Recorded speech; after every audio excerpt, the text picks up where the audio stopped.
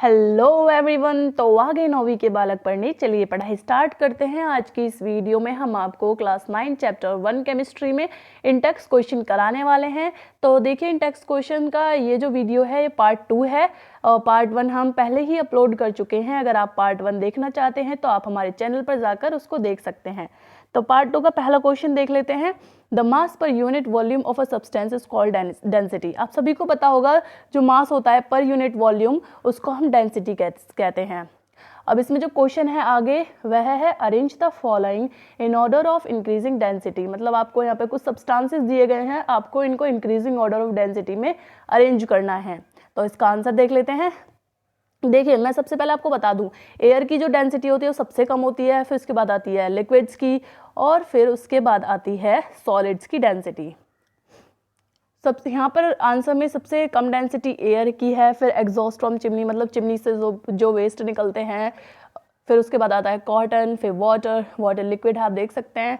हनी भी liquid state में ही है। चॉक और आयरन जो है ये सॉलिड स्टेट में है, इसलिए इनकी जो डेंसिटी है वो बहुत ज़्यादा है कंपैरिजन ऑफ एयर में। क्वेश्चन नंबर 2 देख लेते हैं। क्वेश्चन नंबर 2 का जो पार्ट 1 है वह है tabulate the differences in the characteristics of states of matter. मतलब आपको states of matter solid, liquid और गैस में डिफरेंसेस बताने हैं। तो चलिए डिफरेंसेस देख लेते हैं। कैरेक्टरिस्टिक्स एक साइड दिए गए हैं और सॉलिड, लिक्विड, गैस में देख लेते हैं। सबसे पहले शेप का देखेंगे। सॉलिड्स में जो होती है वो शेप फिक्स होती है, लिक्विड में जो होती है कोई फिक्स शेप नहीं होती है, गैस में भी कोई फिक्स शेप नहीं है। वॉल्यूम देख लेते हैं। सॉलिड्स की वॉल्यूम फिक्स है, लिक्विड की वॉल्यूम भी फिक्स है, पर गैसेस की जो है वॉल्यूम वो फिक्स नहीं होती है। रिजिडिटी देख लेते हैं। सॉलिड जो होते हैं वो रिजिड होते हैं, लिक्विड जो होते हैं वो रिजिड नहीं होते और गैसेस जो हैं वो भी रिजिड नहीं होते हैं। इंटरमॉलिक्यूलर फोर्स देख लेते हैं। इंटरमॉलिक्यूलर फोर्स आपको पता होगा, पार्टिकल्स के बीच में लगने वाला फोर्स को हम इंटरमॉलिक्यूलर फोर्स बोलते हैं। सॉलिड्स के अंदर देखिए इंटरमॉलिक्यूलर फोर्स सबसे ज़्यादा है, लिक्विड में less than solids and gases में बहुत ही कम इंटरमॉलिक्यूलर फोर्स लगता है। इंटरमॉलिक्यूलर स्पेस देख लेते हैं। सॉलिड में सबसे कम इंटरमॉलिक्यूलर स्पेस होता है, लिक्विड में फिर उससे ज़्यादा होता है सॉलिड से, और गैसेस में सबसे ज़्यादा इंटरमॉलिक्यूलर स्पेस होता है। कंप्रेसिबिलिटी देख लेते हैं। सॉलिड की जो कंप्रेसिबिलिटी होती है वो बहुत कम, नेग्लिजिबल होती है, और लिक्विड जो होते हैं वो कंप्रेसिबल होते हैं, और गैसेस तो आपको पता ही है हाईली कंप्रेसिबल होते ही हैं। अब क्वेश्चन नंबर 2 का पार्ट बी देख लेते हैं। Comment upon the following rigidity, compressibility, fluidity, filling a gas container, shape, kinetic energy and density. इन सभी के ऊपर आपको इनकी डेफिनेशन वगैरह लिखनी है। फर्स्ट ऑफ ऑल रिजिडिटी देख लेते हैं। The tendency of a substance to retain maintain their shape when subjected to outside force. इसका मतलब यह है कि जब किसी सब्सटेंस पे हम आउटसाइड फोर्स लगाते हैं, उसकी वो टेंडेंसी जिससे वो आउटसाइड फोर्स को अपोज करती है और अपनी उसी स्टेट में रहती है जिसमें वो ऑलरेडी थी, तो इस प्रॉपर्टी को हम रिजिडिटी बोलते हैं। अब कंप्रेसिबिलिटी देख लेते हैं। The matter has intermolecular space. Matter जो होता है उनके बीच में इंटरमॉलिक्यूलर स्पेस होता है। The external force applied on the matter can bring these particle closer. जब हम कोई बाहर से फोर्स लगाते हैं तो ये जो मैटर के पार्टिकल होते हैं ना, ये आपस में एक दूसरे के पास आ जाते हैं। This property is called compressibility. इस प्रॉपर्टी को हम कंप्रेसिबिलिटी बोलते हैं। Gases and liquid are compressible. आपको पता ही है गैसेज और जो लिक्विड होते हैं वो कंप्रेसिबल होते हैं। अब देख लेते हैं fluidity. The tendency of particle to flow is called fluidity, liquid and gases flow. मतलब जो पार्टिकल होते हैं उनकी फ्लो करने की टेंडेंसी को हम फ्लूइडिटी बोलते हैं। ये जो प्रॉपर्टी होती है ये होती है लिक्विड्स एंड गैसेज के पास। Filling of a gas container. Gases have particles which vibrate randomly in all directions. The gas can fill the container. मतलब जो गैसेस के पार्टिकल होते हैं उनके पास ज़्यादा काइनेटिक एनर्जी होती है और वो वाइब्रेट करते रहते हैं रैंडमली हर डायरेक्शन में, इस वजह से वो गैस कंटेनर को फिल कर देते हैं। शेप। सॉलिड है maximum intermolecular force and definite shape. आपको पता होगा सॉलिड्स के अंदर जो मैक्सिमम इंटरमॉलिक्यूलर फोर्स होता है, इस वजह से सॉलिड्स की जो शेप होती है वो डेफिनेट होती है, जबकि जो लिक्विड होते हैं और गैसेस होते हैं वो शेप ले लेते हैं जिस कंटेनर में वो रखे हुए होते हैं। काइनेटिक एनर्जी देख लेते हैं। The energy possessed by particle due to their motion is called kinetic energy. जो एनर्जी कोई पार्टिकल अपने मोशन के द्वारा प्राप्त करता है उसको हम काइनेटिक एनर्जी बोलते हैं। Molecule of gases vibrate randomly as they have maximum kinetic energy. जो मॉलिक्यूल होते हैं गैसेस के वो वाइब्रेट करते रहते हैं रैंडमली, इसलिए उनके पास सबसे ज़्यादा काइनेटिक एनर्जी होती है। डेंसिटी देखते हैं। It is defined as the mass per volume. पहले भी हम डेंसिटी के बारे में बात कर चुके हैं, तो वही है। सॉलिड्स की आपको पता है डेंसिटी सबसे ज़्यादा होती है। अब हम देख लेते हैं question number 3, give reason. A gas container a gas fills completely the vessel in which it is kept। तो इसका आंसर देख लेते हैं। The molecule of the gas have high kinetic energy due to which they keep moving in all directions and hence fill the vessel completely in which they are kept.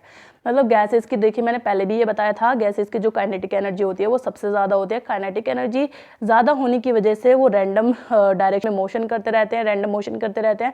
इसकी वजह से वो जिस भी वेसल में हम गैस को रखते हैं वो उस पूरे वेसल को फिल कर देता है। अब हम देख लेते हैं क्वेश्चन नंबर 3 का B part. A gas exert pressure on the wall of container. तो इसका आंसर देख लेते हैं। A gas exert pressure on the container because the molecule of the gas are in constant random motion due to high kinetic energy. These molecules constantly vibrate and move and hit the wall of the container, thereby exerting pressure on it। देखिए पहले जैसा ही है ये भी, जो gas के जो molecule होते हैं उनके पास हाई काइनेटिक एनर्जी होती है, जिसकी वजह से वो रैंडम डायरेक्शंस में मोशन करते रहते हैं और उसी वजह से काइनेटिक एनर्जी हाई होने की वजह से वो वॉल से टकरा जाते हैं कंटेनर की, और इस कारण से वो फोर्स लगाते हैं, प्रेशर लगाते हैं वॉल पर। अब क्वेश्चन नंबर सी देख लेते हैं। क्वेश्चन नंबर 3 का part C. A wooden table should be called solid. मतलब एक वुडन टेबल को हम सॉलिड क्यों कहते हैं, इसका आंसर देख लेते हैं। The molecules of wooden table are tightly packed with each other. There is no intermolecular space. It can be compressed. It cannot be compressed. It cannot flow. All these characteristics are of solid. So wooden table should be called solid। देखिए जो molecule होते हैं ना wooden table के, वो tightly pack होते हैं एक दूसरे के साथ और उनके बीच में कोई इंटरमॉलिक्यूलर स्पेस नहीं होता है, और ना ही हम उनको प्रेशर लगाकर उनको कंप्रेस कर सकते हैं। और आपने कभी ऐसा तो देखा नहीं होगा कि टेबल के जो पार्टिकल हैं वो फ्लो कर रहे हैं, क्योंकि उनके पास एक खुद की टेंडेंसी होती है। और all these characteristics of solid, मतलब सारी कैरेक्टरिस्टिक होती है टेबल के पास भी, जितनी भी सॉलिड की कैरेक्टरिस्टिक होती है, compressibility, intermolecular force, intermolecular space, ये सब होता है उनके पास। So wooden table should be called a solid, इसलिए हम वुडन टेबल को एक सॉलिड कहते हैं। अब क्वेश्चन नंबर डी देख लेते हैं। We can easily move our hand in air, but to do the same through a solid block of wood, we need a karate expert। इसका आंसर देख लेंगे। We can easily move our hand in air, but to do the same through a solid block of wood, we need a karate expert। It is because the molecule of air has less force of attraction between them and very small external force can separate them and pass through it, but in the case of solid the molecules have maximum force of attraction, the particles are tightly bound due to this force, hence large amount of external force is required to pass through the solid।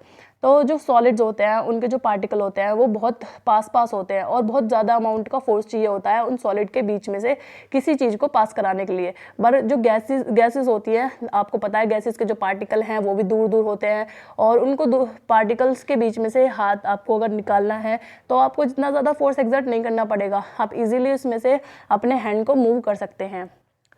Question number 4 देख लेते हैं। Question number 4 है कुछ इस प्रकार से।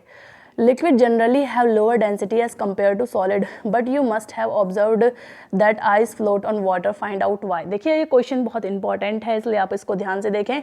Ice is a solid but its density is lower than water due to its structure। देखिए ice जो एक सॉलिड है, पर देखिए आइस जो होती है वो किससे मिलकर बनी हुई होती है, वाटर से मिलकर बनी हुई होती है, पर उसकी जो डेंसिटी होती है आइस की वो वाटर से कम होती है, इसलिए जो डेंसिटी कम होने की वजह से आइस जो होती है वो वाटर के ऊपर तैरती है। The molecule in ice make a cage like structure, मतलब मॉलिक्यूल जो होते हैं वो आइस के केज लाइक स्ट्रक्चर बना लेते हैं with lot of vacant space.